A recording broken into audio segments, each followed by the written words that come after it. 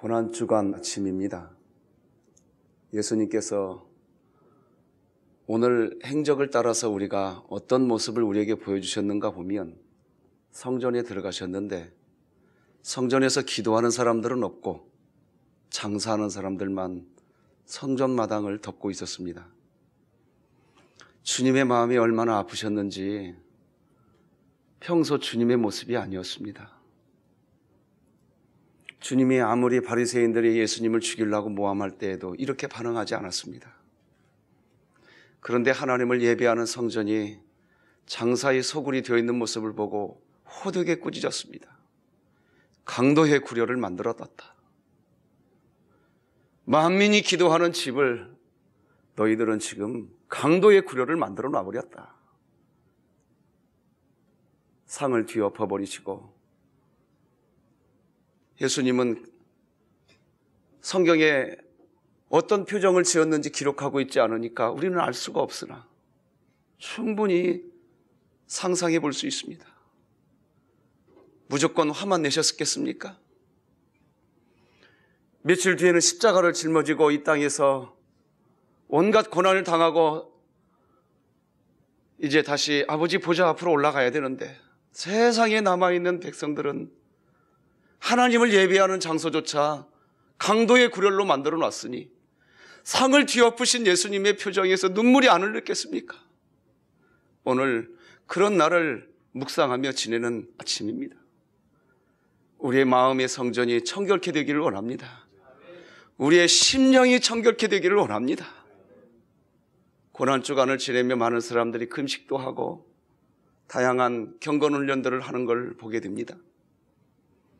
무엇이 우리가 해야 할 진짜 목적일까요? 이렇게 어제 성도님들과 나눴습니다.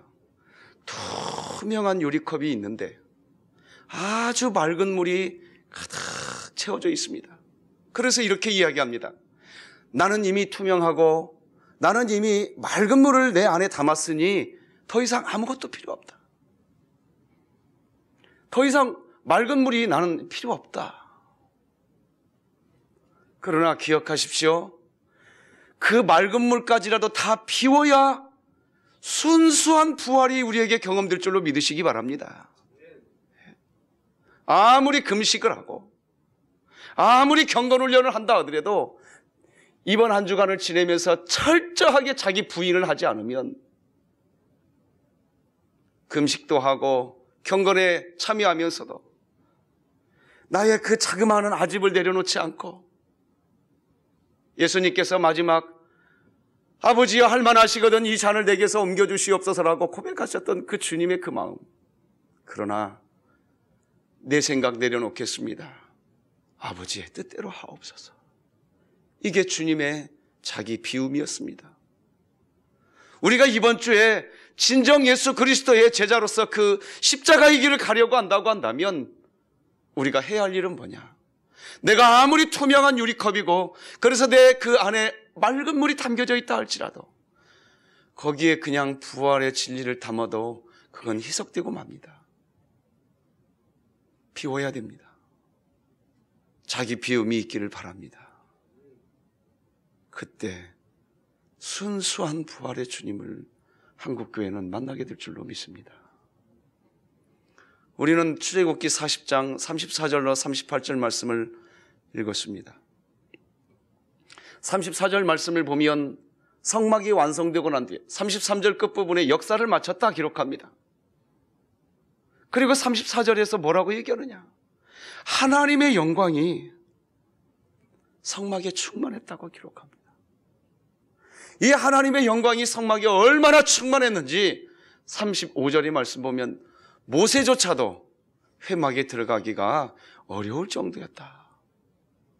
하나님의 영광이 대단하게 임한 겁니다. CTS 사역에 하나님의 영광이 임하기 바랍니다. 이거 외에 답이 없습니다. 인간의 우수한 기술력 필요합니다. 절대적으로 필요하죠. 그러나 하나님의 영광이 떠나면 생명을 살릴 수가 없습니다. CTS 사역에 하나님의 영광이 임하기를 바랍니다. 그런데요, 하나님의 영광이 임하면 세상 사람들은 이야기합니다. 전진해 나갈 것이라고, 부흥하게 될 것이라고. 그러나 하나님의 영광이 임했을 때 앞으로 나아가는 일만 있지 않았습니다. 물론 36절 말씀을 보면 이렇게 기록하고 있지요. 구름이 성막 위에서 떠오를 때에는 이스라엘 자손이 그 모든 행진하는 길에 앞으로 나아갔다 그랬습니다. 그러나 36절만 있는 게 아니에요. 37절도 보셔야 됩니다. 구름이 떠오르지 않을 때에는 떠오르는 날까지 나아가지 않았다. 세상적, 물리적 가치관으로 볼 때에 아니, 하나님의 영광이 임했으면 36절만 있어야 되는 거 아니냐? 많은 사람들이 그렇게 이야기합니다. 하나님의 영광이 임하면 형통하고, 하나님의 영광이 임하면 건강하고, 하나님의 영광이 임하면 잘 되고. 네, 36절에 나옵니다. 전진에 나갔습니다. 그러면 37절은 뭐냐 말입니다. 아니, 하나님의 영광이 임한 것이 지금 보통으로 임했냐 말입니다. 모세조차도 회막에 들어갈 수 없을 정도의 영광이 임했단 말입니다. 그러면 앞으로 나아가는 일만 있어야 되지 않겠냐는 거예요. 하나님의 영광이 임하지 않아서 37절이 있는 거 아니에요. 믿으시기 바랍니다. 하나님의 영광이 있어도 37절은 존재합니다. 구름이 떠오르질 않는 거예요. 그러니까 하나님의 영광이 임했을 때에 우리에게 주어지는 본질적 의미는 36절도 아닙니다. 37절도 아니에요. 저는 38절에 있다고 믿습니다. 다 같이 38절 말씀 함께 읽기를 원합니다. 같이 읽습니다. 시작. 낮에는 여호와의 구름이 성막 위에 있고 밤에는 불이 그 구름 가운데 있음을 이스라엘의 온 족속이 그 모든 행진하는 길에서 그들의 눈으로 보았더라. 아멘. 낮에 보니까 구름 기둥이 여전히 우리를 덮고 있는, 하나님이 여전히 우리 곁에 계시는구나. 그런데 밤이 되었단 말이에요. 어둠이 찾아왔어요. 그런데 고개를 들어보니까 여전히 불기둥으로 하나님이 곁에 계시는 거예요. 이것입니다. 그래서 38절 끝부분에 보면 그들이 행진하는 그 모든 행진하는 길에서, 다 같이 한번 따라서 하십시다. 그들의 눈으로 보았더라.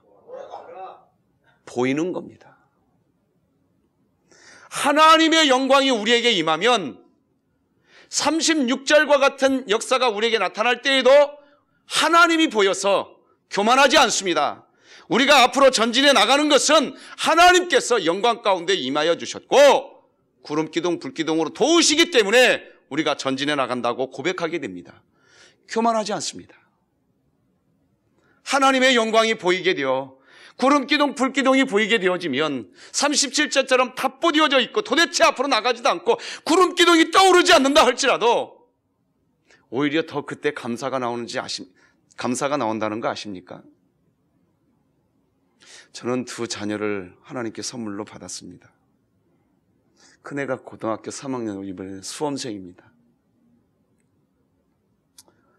한 2달 전에 이 스트레스가 좀 시작되었나 봐요.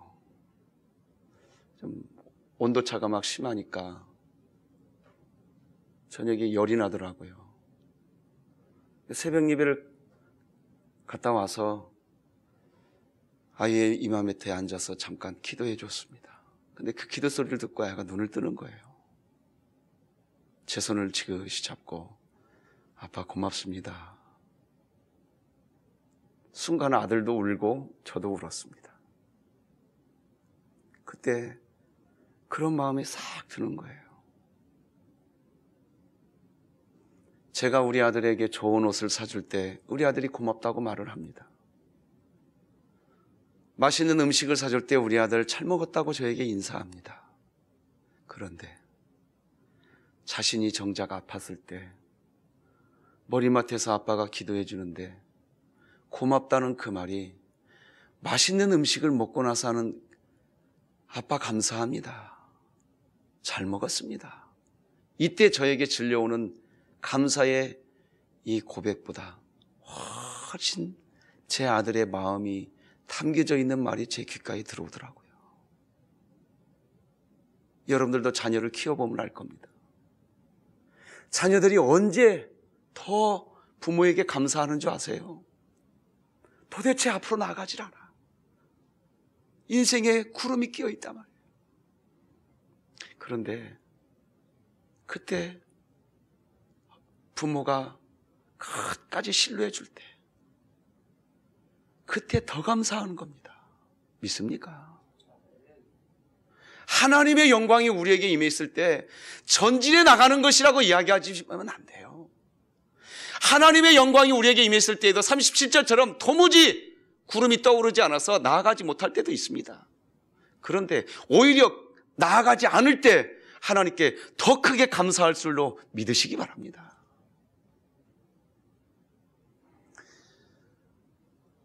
그 큰애가 3살쯤 되었을 때 제가 사역하던 교회가 조금 낙후된 동네였습니다. 그래서 요즘에는 그런 골목을 좀 찾아보기 어려운데요. 어두컴컴해지기 시작하면 이 동네 골목마다 이 길거리를 배회하는 고양이들이 참 많습니다. 요즘에 서울 시내에서 보기 어렵죠. 근데 이 길거리에 있는 고양이들이 요즘에 얼마나 대담해졌는지 먹기도 잘 먹어요. 요즘에는 고양이들이 토실토실 살이 쳐가지고 이만한 고양이가 제 아들 녀석하고 이렇게 손을 잡고 그 골목길을 걸어가는데 이따만한 고양이가 골목 앞에 딱 버티고 앉아있는 거예요. 그것도 3마리가. 그러니까 가다가 고양이를 본 아들 녀석이 쭈뼛쭈뼛하고 안 가겠다는 표시를 저의 손에 주는 거예요. 왜 그러냐고. 그랬더니 고양이 때문에 무섭다는 거예요. 어떻게 합니까? 그 길은 가야 되는데. 그래서 업으라 말이지. 제가 업어줬습니다. 업히대요. 그리고 그 길을 갔습니다. 고양이 안 도망갑니다. 요즘 고양이. 여러분들이 사시는 동네에는 고양이가 없는 것 같습니다. 안 도망가요.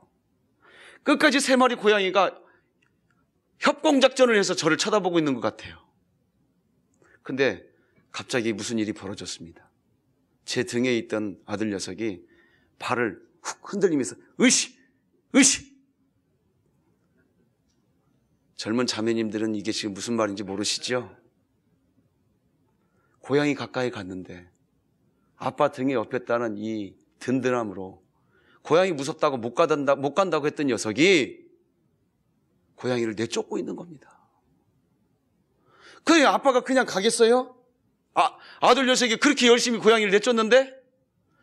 그 등에 업고 말입니다. 제가 그냥 발로 그냥 바닥을 쾅 쳤습니다. 쳐야 뭐 아버지 발이죠 뭐. 울리기를 하겠습니까? 어떠겠습니까? 아무런 그런 것도 없죠. 먼지만 날릴 뿐이죠. 그런데 고양이가 움직이더라고요. 아들 녀석이 좋아하는 느낌이 제 등을 타고 흐르더라고요.